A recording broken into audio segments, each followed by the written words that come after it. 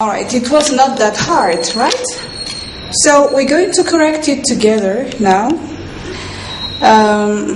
We're going to start with the first statement. Remember that for all of the sentences, the subject is globalization. Right, number one. Globalization exploits workers in poorer countries. Number two.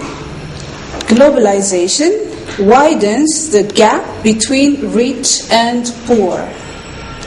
Number three, globalization reduces poverty and increases wealth.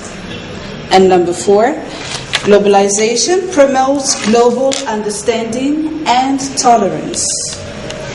Number five, globalization destroys local cultures and traditions. And number six, globalization damages the natural environment.